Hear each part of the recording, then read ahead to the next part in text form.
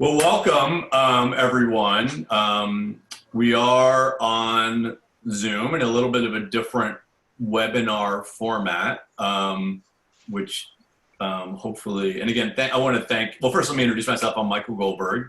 I'm the executive director of the Veale Institute for Entrepreneurship at Case and one of the professors for this class, and joined by my colleagues, Doug DiGirolamo and Megan Buchter and Megan's daughter. Big fan of this session.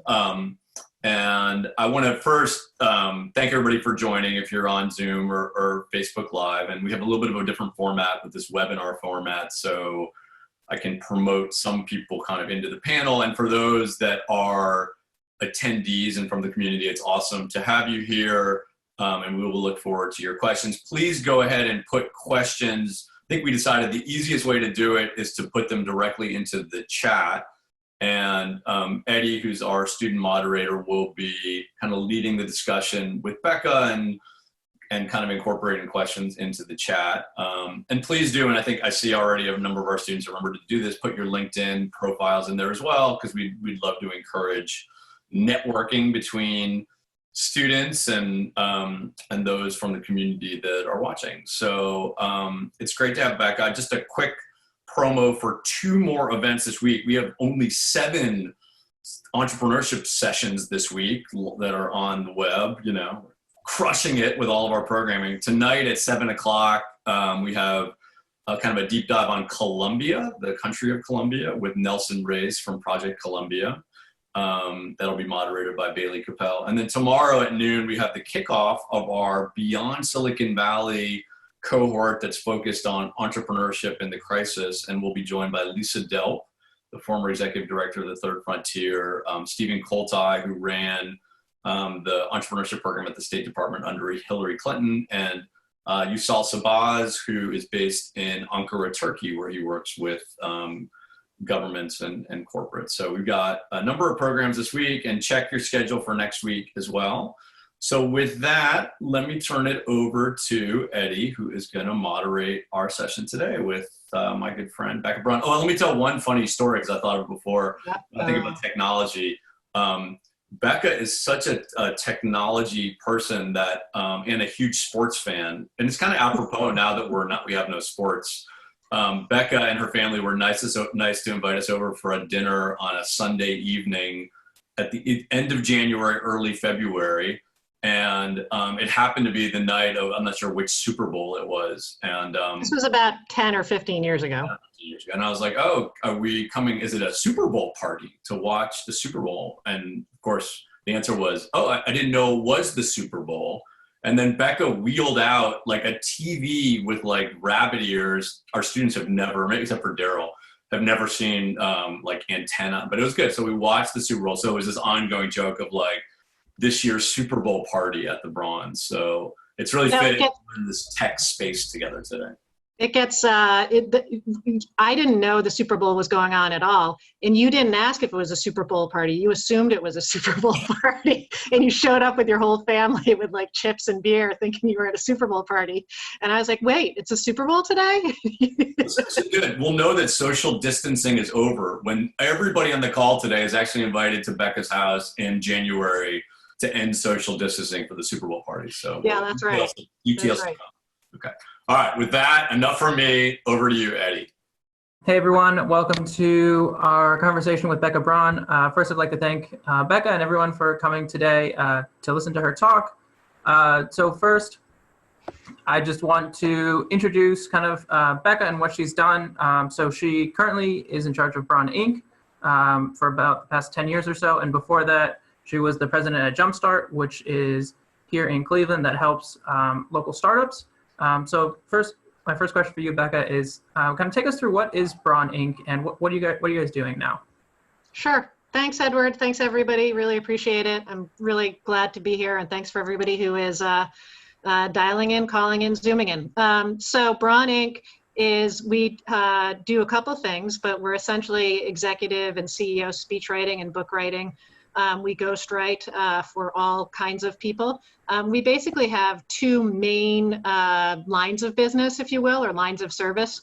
One is we ghostwrite books, articles, and speeches for mostly CEOs, but also anyone else. We have written about 21 books, I believe it is, ghostwritten for people. Of those 21 books that we have ghostwritten, about probably 15, 16, 17 are for CEOs.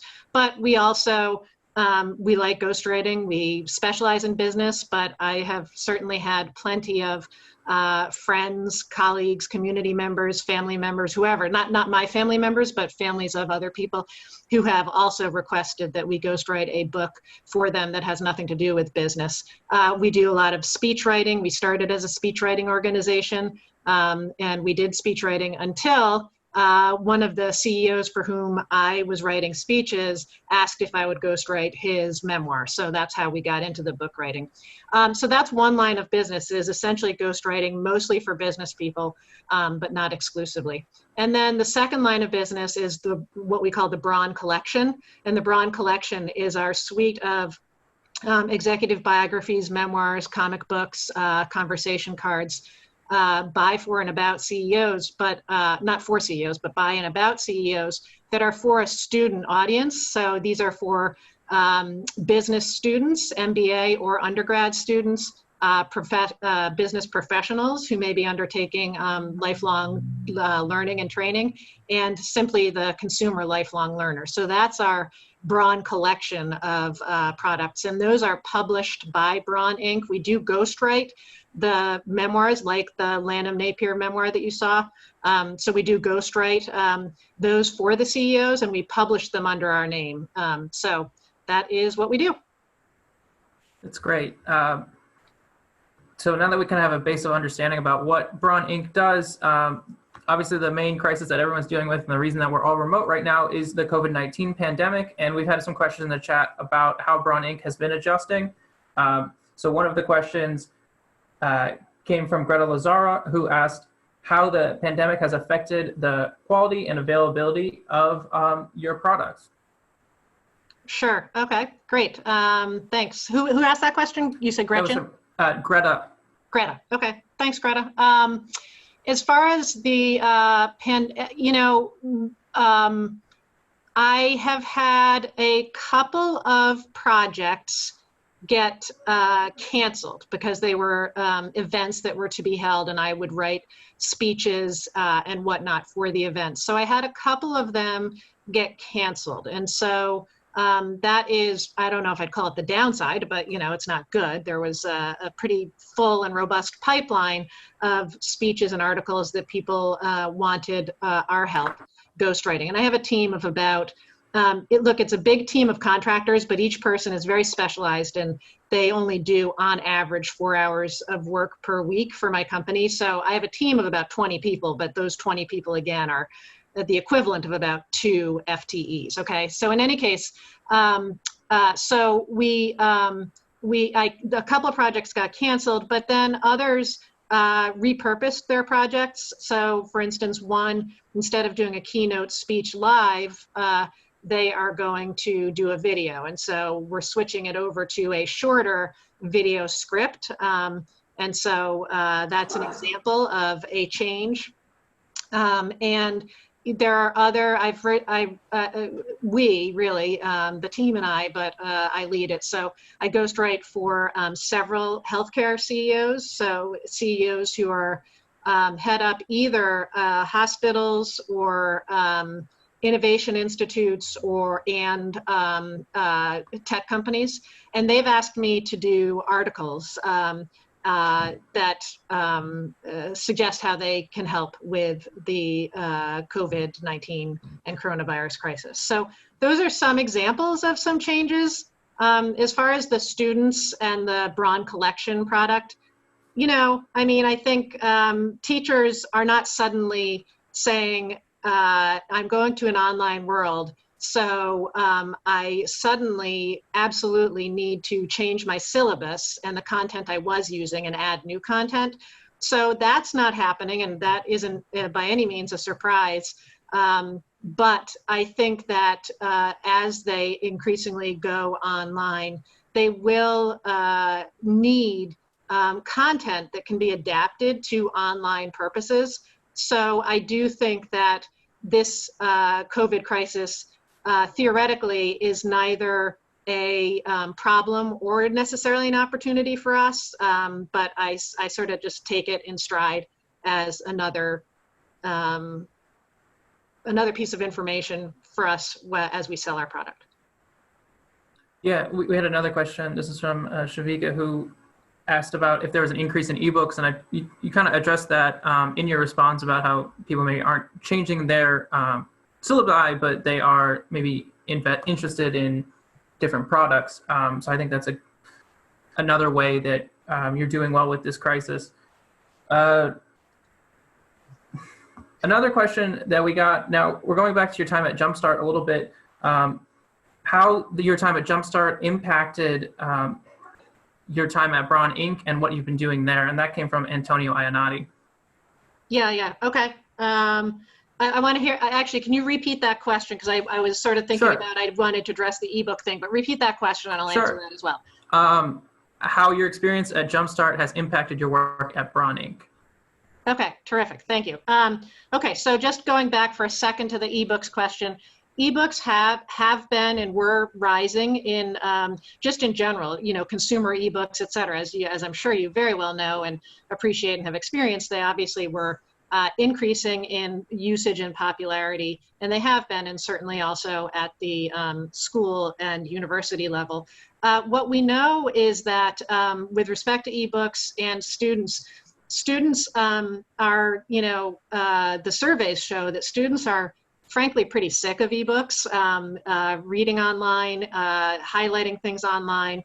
They don't love by any means the ebook format, and a lot of teachers give feedback face-to-face that they do not love the ebook format.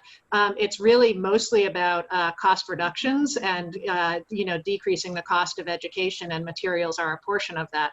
And so that is why ebooks get used. I am absolutely a fan of actual print materials, as much as that may not be great for the environment, and we do try to address that in various ways. But in any case, I'm a big fan of it. But the reality is that certainly education uses ebooks now during the COVID and Corona crisis, and it'll probably continue and accelerate after the crisis ends because people will become accustomed to it. But I don't think, I'd be curious to know if y'all have strong opinions, but I've got 4 teenage kids, and 1 in college and 2 in high school and 1 in middle school. And, they don't learn as well, and they don't like the ebook format, but it's just a reality for cost control. So anyhow, okay, so back to Jumpstart. How is Jumpstart? Let's see, I think there are, I guess a few things. I mean, I saw at Jumpstart when we invested, I helped lead the, whatever it was, 50 or 60 investments we made in equity investments we made in mostly tech companies in the Northeastern Ohio area. And in any case, what I saw with that is that as you raise capital, equity capital, angel and venture capital, seed capital, pre-seed, but whatever the case may be, that high growth path, that equity path, I did see you have to really want to go that route. I mean, that is eminently clear. You really have to want that route. There are other routes that are not better, but certainly a better fit for many, if not most businesses.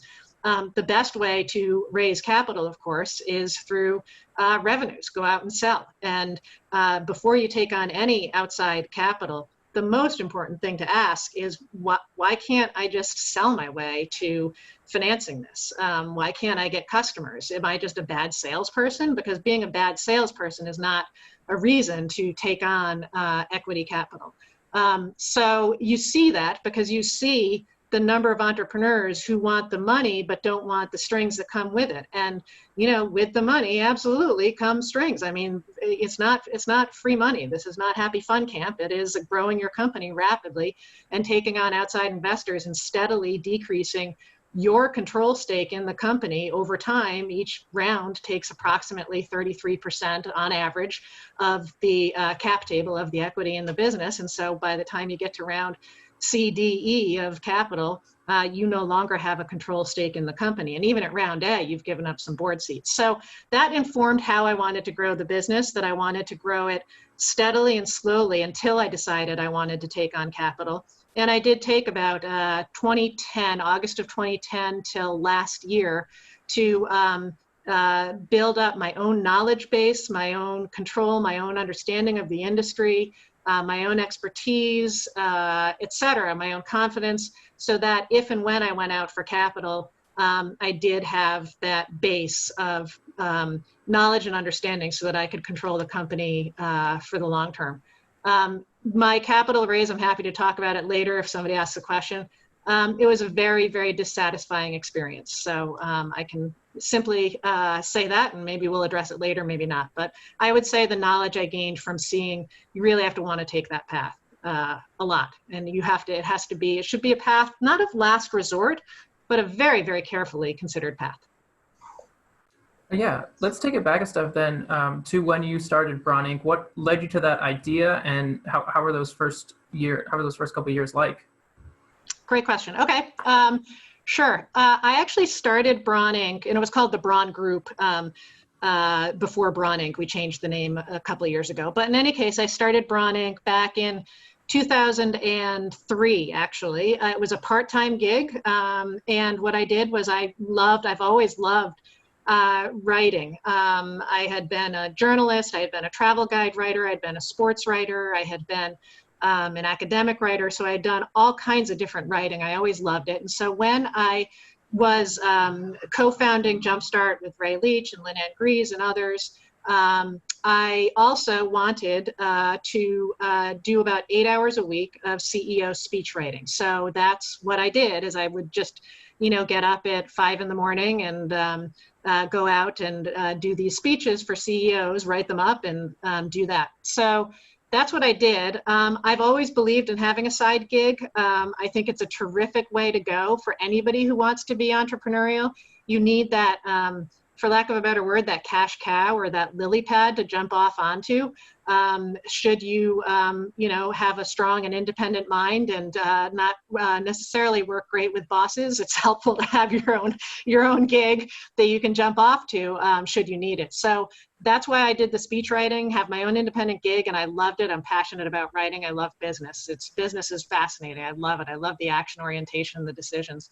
So I did that, and then 2010, that was 23 to 2010. I was then starting to realize that the nonprofit sector was a sector that I tremendously value, but I felt that my talents were better used in the for-profit sector. That's why I got my MBA. That's what I wanted to do. I love the action orientation there. I wanted to leave, and I needed a reason to leave, and one of the CEOs I wrote for said, would you ghostwrite my book? And he was willing to pay up front for it, and I just realized this is my lily pad. I can jump off onto this and do this. So it was great, and I worked out with Jumpstart to essentially get a consulting gig to consult back to them for a little bit too, and the combination works great.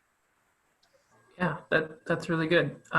We just got a recent question. This is from Han, who asked about something new that Braun Inc. is doing about CEO biographies in the form of e-comic books. Can you tell us more about the educational tools you're offering to professors and classes and what the response to that is like, especially in these e-comic books? Sure. Okay, great. That was Han, did you say? Yes. Han. Great. Thanks, Han. Let's see. Yes, so we offer books. We offer books, and we call them True Business Adventure Tales. That's the Billion or Bust that some of you may have looked at, perused, or even read very deeply, I'm sure. In any case, we have books in print and ebook format. We have comic books in print and e-comic book format, and we have conversation cards in print and digital format. So the comic books are short. They take 5 minutes to read, and then another 5 minutes if you want to get into actually looking at the end notes. And I love them because I love the visual format. Some people are visual learners. I was just, before this this Zoom meeting started for the public, Michael Goldberg was saying that Professor Goldberg, sorry, he was saying that he could visually remember where students sat. So he's an example perhaps of a visual learner. But so I like the comic books because I love taking that sort of capturing the stress in the stance of a business person through the drawing, or capturing the excitement or capturing the action or what have you. So I love the comic book format. We have one that is for professors and students right now, but soon we'll have about 5. We've got about 10 comic books, but we have to package them up well. So the one, to answer your question about how they've sold, I haven't tried hard enough to sell Brawn Collection materials because they're not right now my cash generator, and I got 4 kids to feed. And so my cash generator is the speech writing and book writing, and I sort of take the cash from that and reinvest it in the time and the people who help repackage the Brawn Collection material. So I have not tried very hard to sell. The comic books have been used once in one classroom since about 4 months ago when we put them online. Again, I haven't tried to sell at all. They're not available on Amazon. I don't market them. So I'd like people to.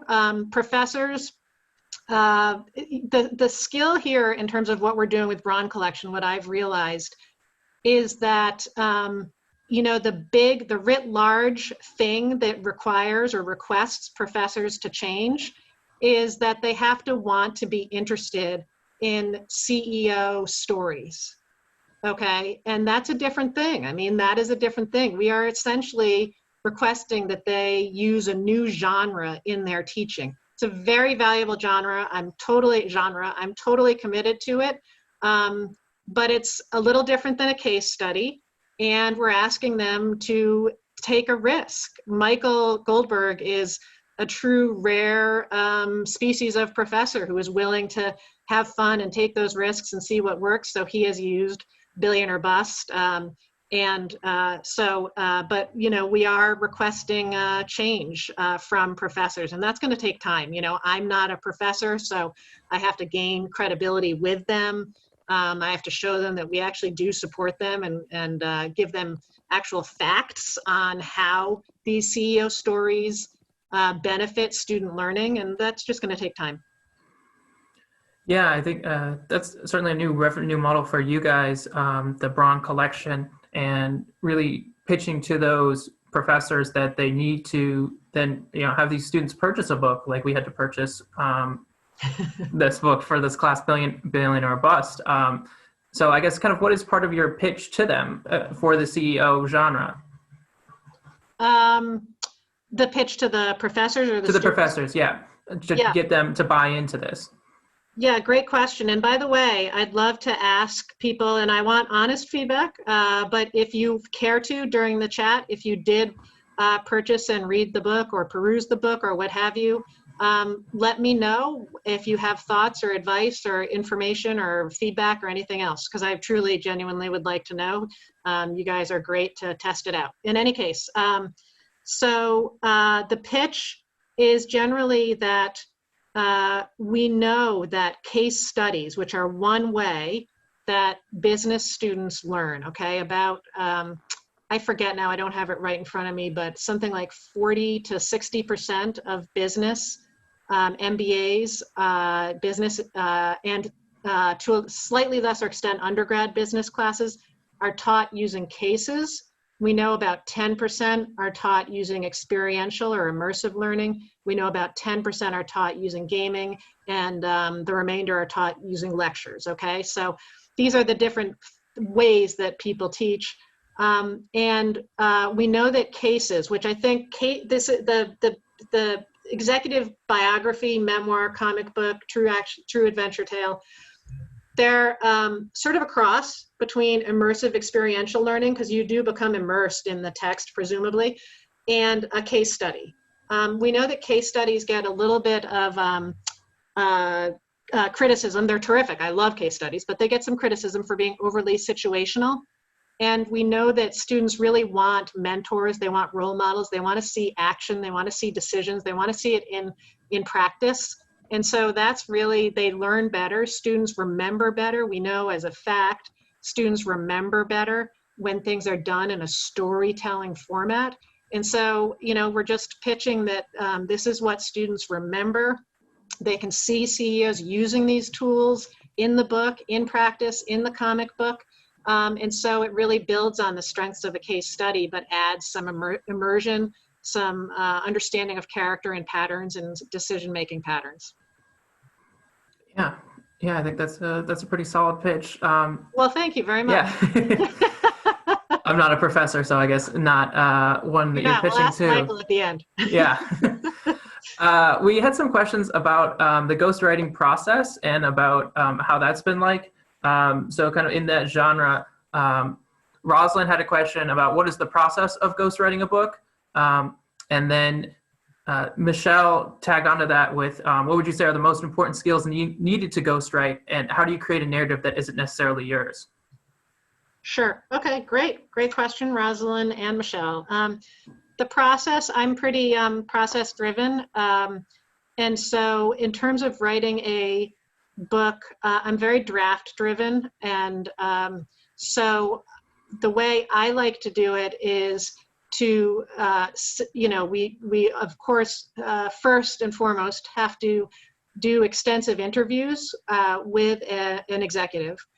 So let me just call it the executive the subject, okay? They're the subject or the author. When you're ghostwriting for them, they're the author or the subject. I'll call them the author. So we do a significant, I'm the writer, but they're the author. They're the named author. So significant interviews. So that is anywhere from 6 to 15 hours up front of interviews to get a first draft done. And we do a lot of research. Professor Goldberg's wife, Stacy, was actually she was the best writer and ghostwriter that I've worked with in my career. She's just terrific. So she was a core part of our team for a while, and then was able to do her own ghostwriting and writing. But in any case, so we do a lot of research, a lot of interviewing, and then we just do a draft. We just pump out a draft. I mean, try to make it between 20,000 and 40,000 words typically. And then we do, usually most books have about 5 content drafts, and so each one involves getting it to the author and getting their feedback, whether verbal or written, and then just making further changes, tightening it up, tightening it up, tightening it up. And the first draft is always the hardest. If you go and Google, quotes on first drafts by authors, it's known to be the hardest, because especially for ghostwriters, I have pattern recognition. I've done a lot of books. I know the pattern. I know the first draft stinks. It's horrible. You're like, how are we going to get a good book out of this? But the people that I'm writing for, this is the only book they've ever done. And they don't know that, trust me, eventually this book is going to be good. This first draft, by the way, when I submit another bill, and so now you're paying me to read this piece of junk that you do not like, the facts are wrong, the voice is wrong, the stories you've told in your head for years that seem funny aren't funny when you actually see them on paper. So the first draft is the worst, and then we do after we get to about draft 5 roughly to get enough feedback so we're in their voice. There's no magic to getting in somebody's voice. It's not magical. It is a process. So we get to draft 5, and then we do copy edit, fact check, and then we go into production with it. So that's the process. The skills. It's a great question. So for what I do, I think about it as the skill of, I believe the skill of writing at about a 7.5 out of 10. If a 10-point scale is 10 is like Michael Lewis or something like that. I'm a 7.5 maybe, which is pretty good, but it's not 8, 9, 10. And I also have a skill and knowledge base in business. So that's sort of, if you will, my beat. You have beat reporters in journalism. They cover the sports beat or the basketball beat or whatever. And so I have, I'd say a 7.5 out of 10 on business. I've run businesses. I was an entrepreneur. I've invested in business.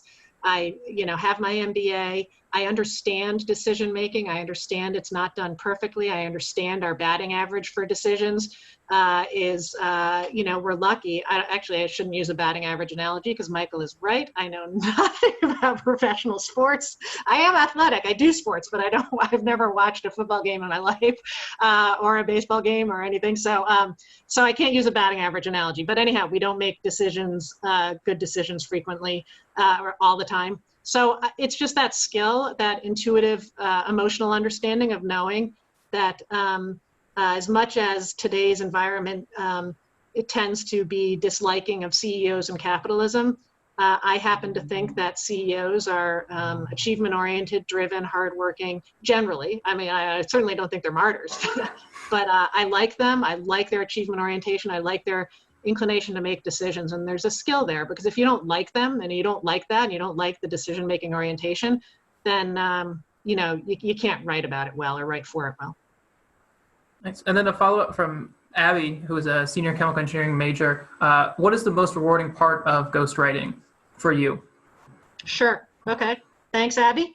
By the way, just to go back, one thing with Michelle, also Michelle, the skill, and I think it's a trait or a skill, is I think you have to be really pretty at once confident and humble, experienced and confident and humble, because you put out something that you've worked so hard on, and almost every time you get something back from, a top level executive that they really may not like frequently. And I have enough experience in pattern recognition to be like, chill, like, I know, but I'll just work and we'll get it better. And they need to see that I'm not going to break down from that process. I'm not breaking down from it. We're going to get this done. It's okay. You can give me tough feedback. We're going to get this done.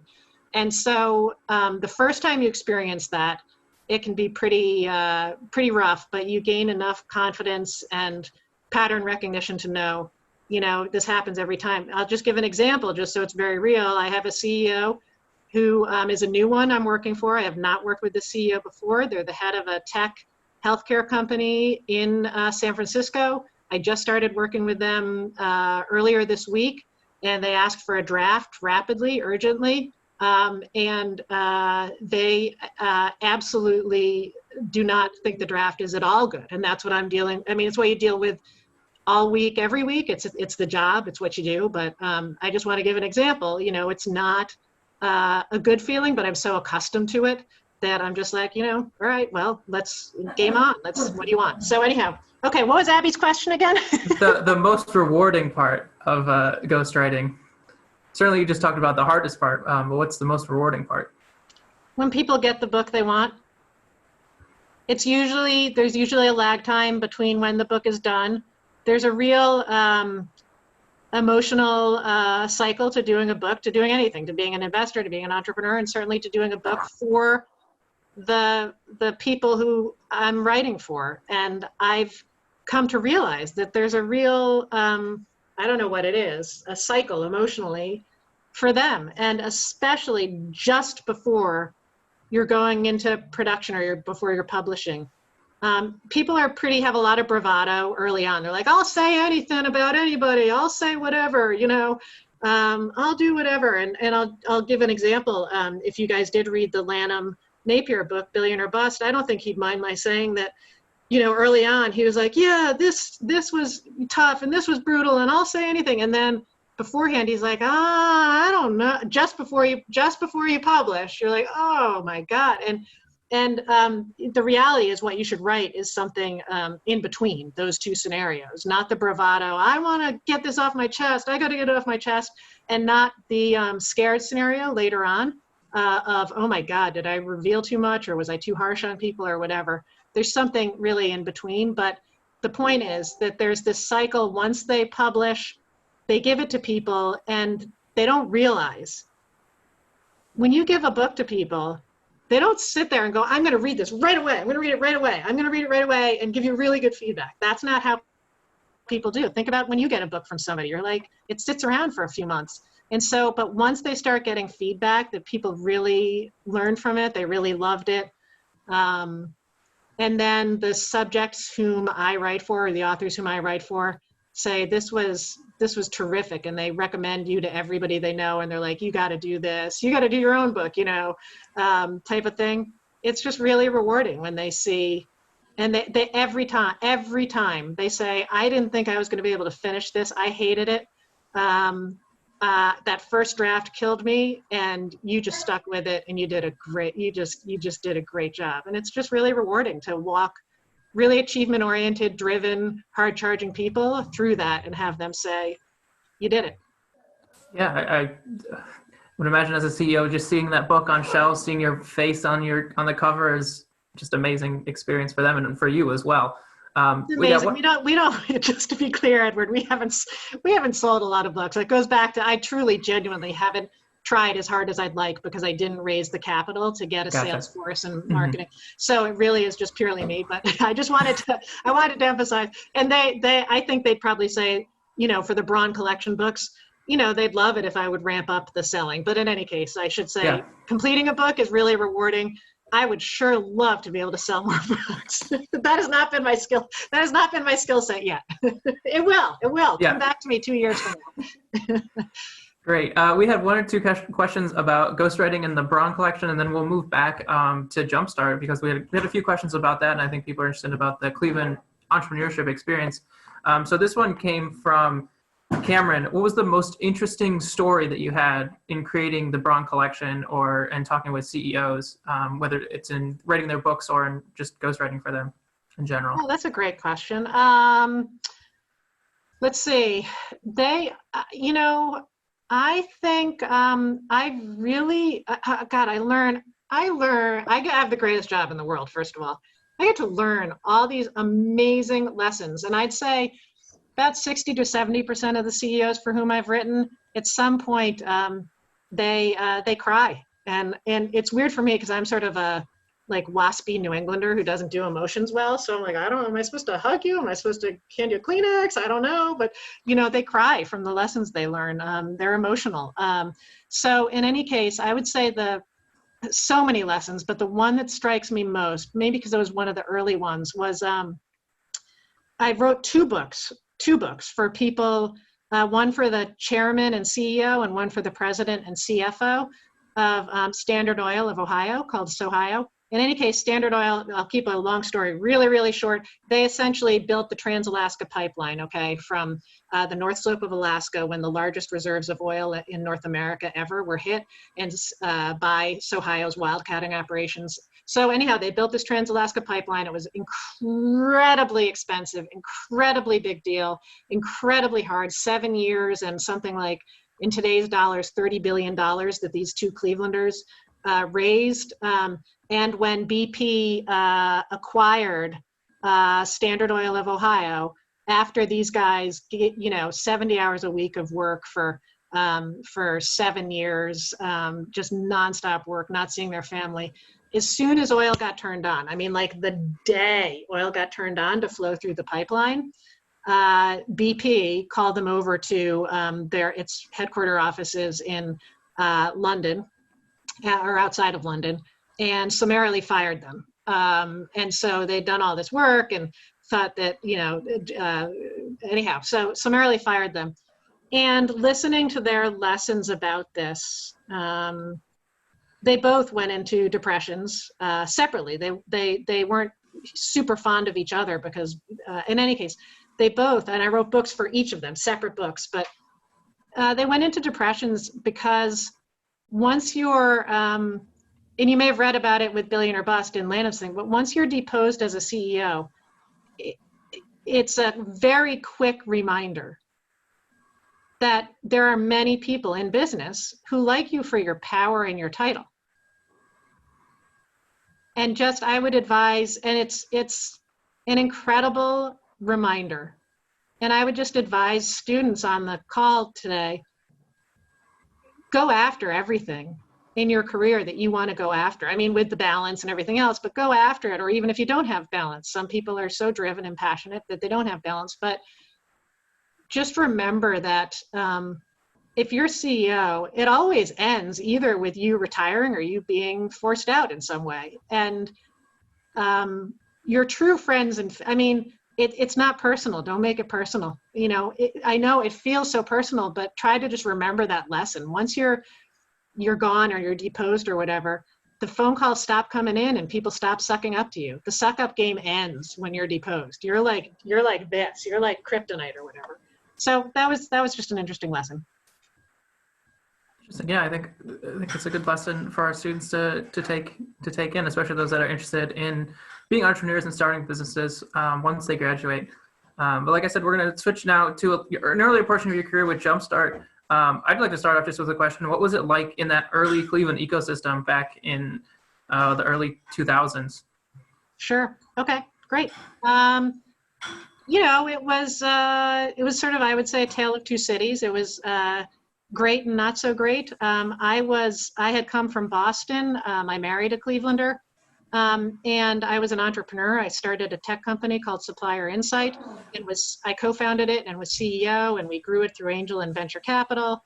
And it was ultimately merged into Procuri and acquired by Ariba. So that's just background, that I got here as a 28-year-old woman in Cleveland, and it was like hitting a brick wall. Okay, it was like hitting a brick wall. It is professionally, I love Cleveland socially and family-wise. Love it. Have always loved it professionally and family-wise. I am here. I chose love, and I'm happy I chose love, and that's why I'm in Cleveland. It's great. I don't have regrets about choosing love to be here. It's the most beautiful choice you can make. So that's great. Okay, but I have some negative things to say, which is it was a brick wall. It was conservative, and it still is. Cleveland is always, it seems to me, and Michael may be tearing his hair out because I know that I suspect he's a strong advocate for Cleveland professionally, and I know we want people to stay here, but it is a brick wall for a 28-year-old female. So there was sort of this underground, undercurrent subculture movement of people who wanted to be entrepreneurial.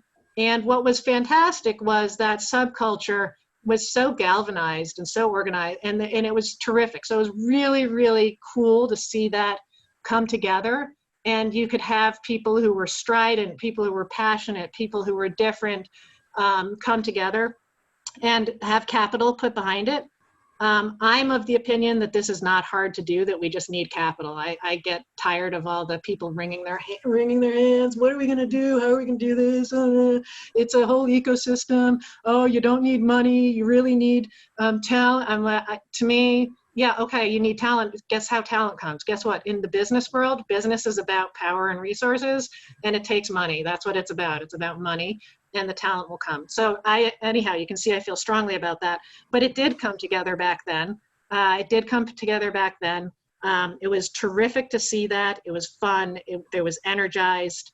And I don't know if that's happening now because I couldn't have been more mission driven and oriented towards just getting entrepreneurs capital. Just take this money. Okay, I'm a fiduciary. I'm a steward. I'm not smart. I'm a vehicle for getting money out to these entrepreneurs. They're the ones putting their family lives on the line to do this. My job is not to over question it. My job isn't to be smart. People try to be too smart in this environment. It makes me crazy. Just get the money out to entrepreneurs, and some are going to be smart enough to figure out how to use it and others won't. And you just need a process to make that happen and to cover your arse to make sure that you're not giving it out just to your friends or something like that. But in any case, so I'm wandering a little bit, I think, in my comments, but it was energized. It was good. It was terrific. It was also a brick wall. It's a very conservative culture here professionally. It's behind with respect to women in business, minorities in business. And it's very frustrating. And to be honest, it makes me angry. But I try to deal with it by, I don't know how I deal with it. Getting that capital to the people that you want to see grow, I guess. I did. That's what I did. Now I drink. No, I'm kidding. I don't drink. I don't know how I deal with it. I don't know. I talk to you guys. I use you guys as a therapy session for getting out my anger. But Cleveland has a long way to go, especially in the seed, angel, and venture community with respect to women and minorities. It has so far to go, and words don't work. It's gonna, So, but that's a Yeah. whole different Yeah. session. I guess on a more lighter note, we got this question from Mitch. What was your favorite company at Jumpstart to work with, or your favorite idea that came through the pipeline there? Thanks, Mitch. I don't know. You know, it's interesting because I'm embarrassed to say I can't tell you because it's so far in my past now. I left in August of 2010 and we're in 2020. Yeah. And so it was from 2004 to 2010, 2003 to 2010. We had 55 companies when I was there, and we built up that portfolio. I left just after announcing our investment in Cover My Meds. I'd like to say that's my favorite, but I led the team that made the investment in Cover My Meds, so I'm happy to take the halo effect that nobody's given for doing that. I didn't overanalyze any of these investments. I was like, this is a volume game. This is a velocity game. This is about velocity. Just get money out to companies and force people to not overthink this. Purely velocity game. So we worked with a lot of them. I led the team that worked with the companies, but I can't tell you which was my favorite. I'm sorry. Wish I could. It's okay. You know, it's interesting. I have people come back to me even now and ask me about, people from Jumpstart. I'm not actually involved at all. When you move on, you move on. And I'm not involved at all in the entrepreneurial community now. I'm still happy to talk about my Jumpstart days, but I'm not involved in it because I am an entrepreneur again. I'm growing my company, and I'm so just driven to just get revenues and sales and feed my family and grow the company. I just don't know. I don't really know what's going on. Sorry about that. That's okay. We had a question earlier from Travis also that I think maybe you could answer. Maybe you couldn't answer your favorite one, but this maybe is more direct. What was the most valuable thing companies did to help them succeed early on? And you can take this from Braun as well. The most valuable thing that you did to help you succeed early on in your startup. Great question too. I think knowing what you're talking about, knowing your industry. I think Pretty it's simple, yeah. really important because if you're taking investment or talking to customers or whatever, yeah, it is pretty simple. It's interesting though, Edward, because I think so many of us get stars in our eyes about how we want to just be high growth. Well, okay, fine, you want to be high growth, but do you know what you're talking about in the field where you want to be high growth? Because if you don't, it's eventually going to come out and you're eventually going to get screwed by somebody, an investor, a customer, a colleague. So I'll give an example. When I was at Supplier Insight, okay, so what happened was I moved to Cleveland. I worked at a private equity fund in Cleveland. I had worked at a private equity fund in Boston. I was 28 years old. And I found two guys who I knew said, let's start this company, Supplier Insight. This was back in 1999. Okay, so we had the tech boom, the internet boom. This relates to your question, by the way, about Sure. what. We decided, and I thought it was neat. We decided I would be CEO because I don't know why we decided that. So that's sort of part of the whole problem.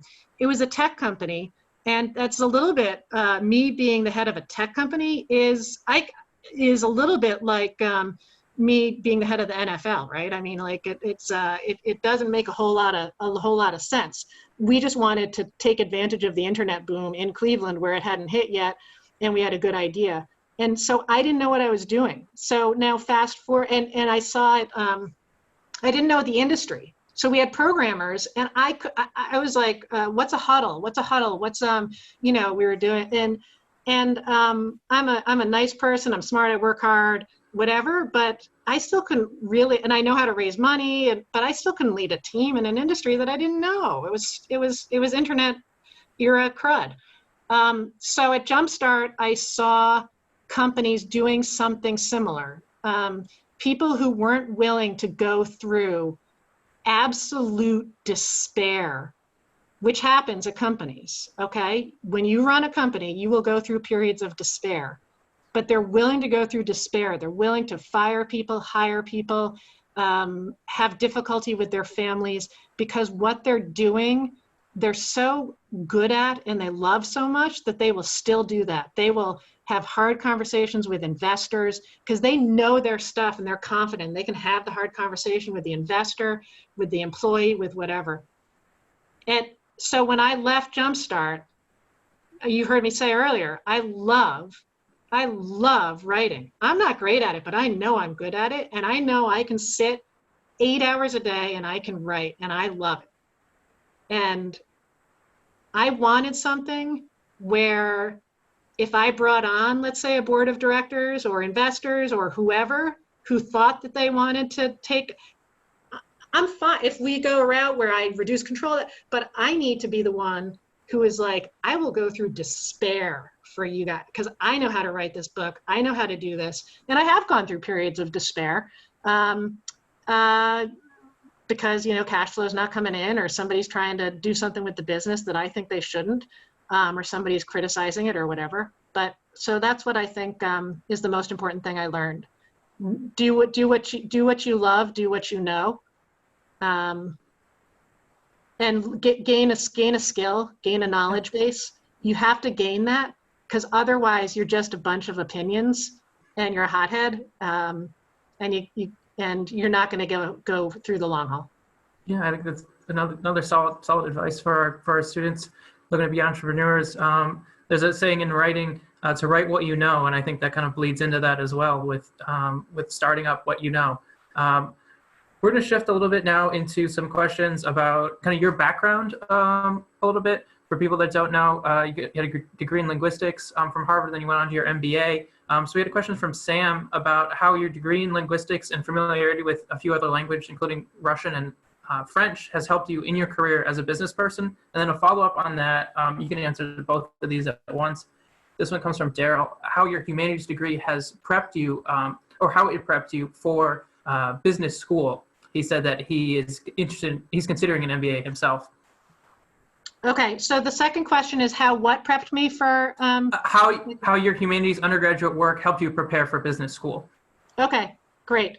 Okay, so linguistics, it's not that relevant it's relevant to what I do now as a writer to some extent. But one misconception about linguistics is that so what linguistics is, what I did, there's all different types of linguistics.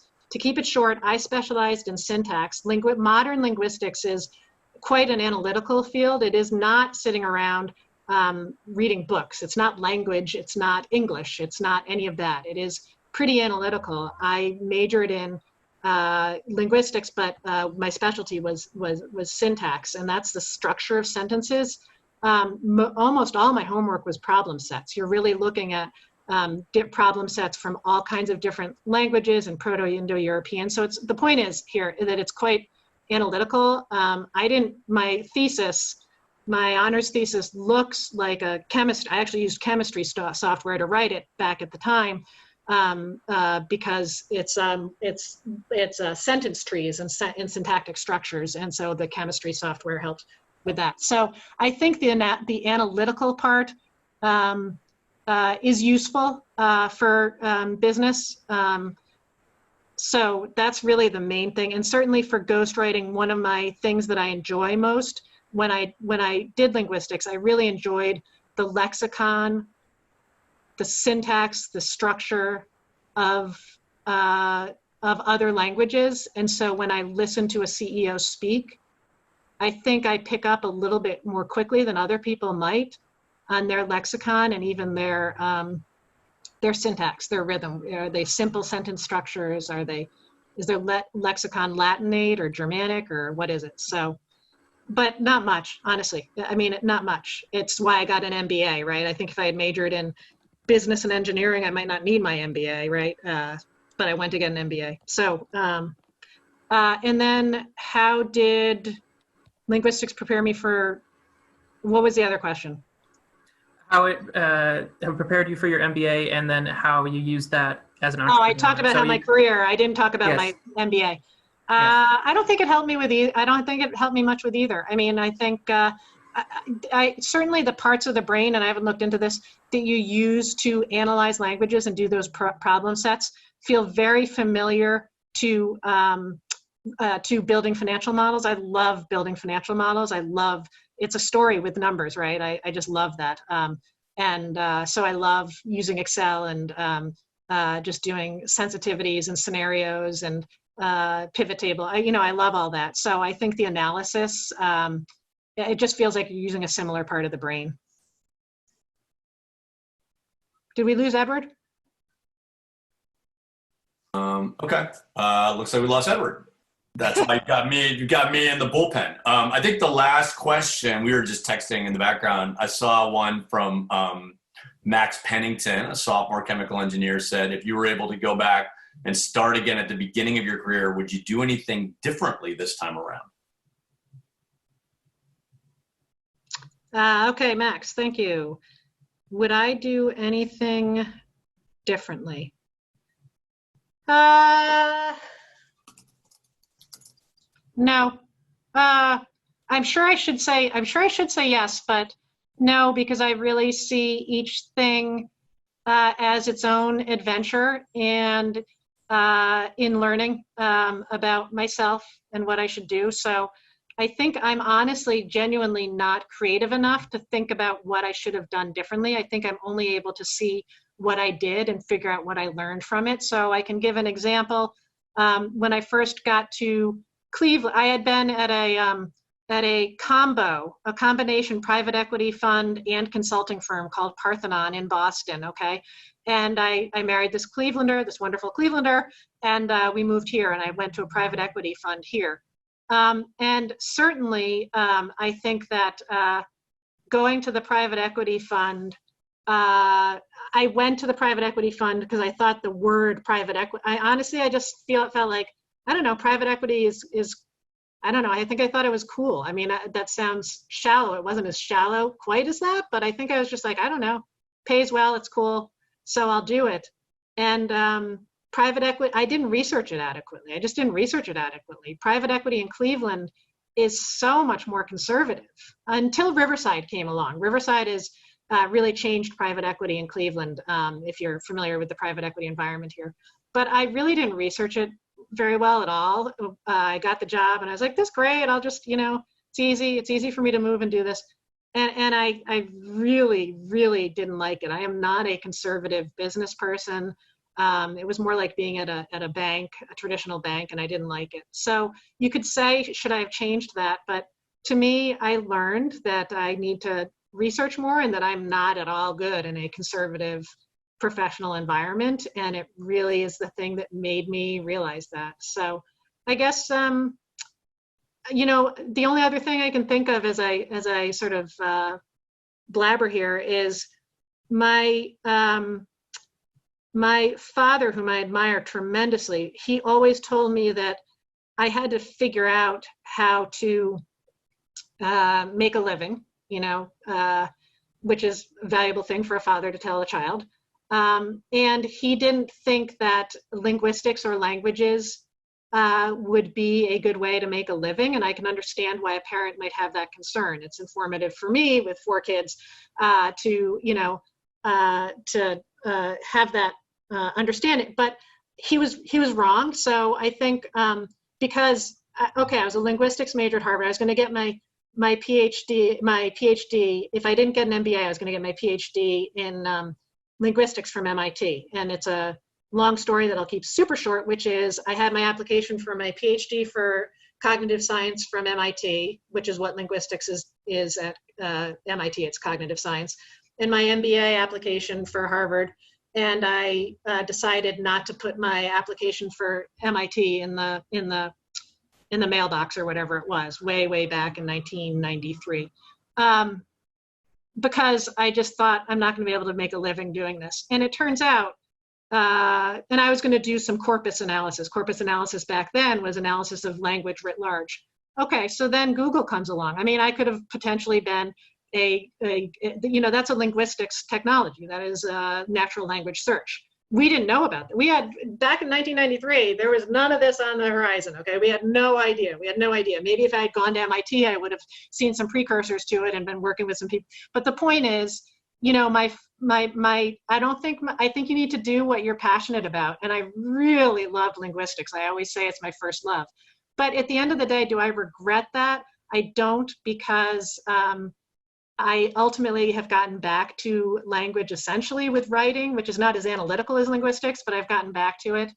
And I took the path I took, and I still say, I said at the beginning of this call, for me, probably the best lesson I've learned, the thing I'm most proud of, and it's an unusual, it's not rare, but it's unusual choice today, is that I chose love. I chose my husband, the man I was dating wanted to come to Cleveland. He had a family business here. And if I had become a professor of linguistics or what have you, I would have been going around the country and I wouldn't have been able to marry him. And it's not cool today to choose love. It's not considered independent. It's not considered, we're supposed to be independent. But when I look back at whether I have regrets, I always say, I don't have regrets because I chose love, and it's a beautiful choice. I think that's a fantastic note to end on. Thank you, Becca, for speaking to us, being in the class, and thank you for everyone who joined on Facebook Live and here in the Zoom webinar. And thank you to Professor Goldberg for hosting us. And I think he has one or two more quick things to plug before we wrap up. Sure, great. Thanks, Eddie, for hosting, and Becca for joining us. This was great. It's awesome. Obviously, I've known Becca as a personal friend and collaborator on my book, and working with my wife, and so we overlap in a number of different areas. But and I've had her in class before, and I think in some ways, as hard as this whole online teaching world has been, and the disruption for all the students and folks back at home, sometimes these things really actually work. And Becca, this format today and the questions from the students, and Eddie, your moderation was it was a great hour, and I think it actually built on a lot of the themes that we've been talking about in the class about, you know, the challenge that startup founders have, and I think, Becca, your candor for what's worked well and what hasn't worked as well as maybe you liked, I think is really instructive and helpful for the students. So thank you for doing that. We will be back with our class. I did mention the two events that we have this week.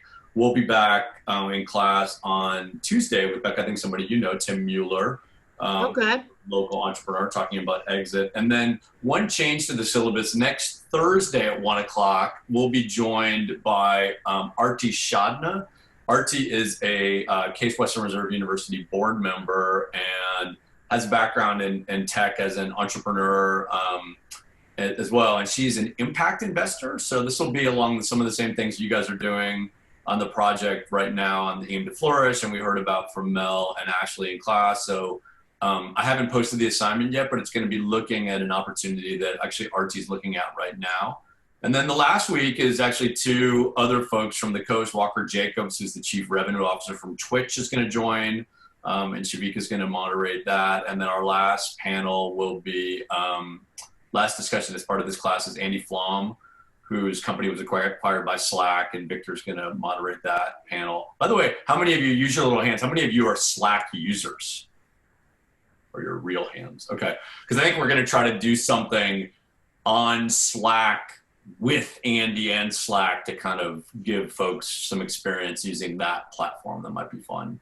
Okay, so until then, and thanks to those of you who are on Facebook Live and from the community who joined, we really do appreciate your engagement and support. So I'll see students back next week or tonight at 7 o'clock if you want to keep the party going with these sessions. And again, Eddie and Becca, thank you for your time today.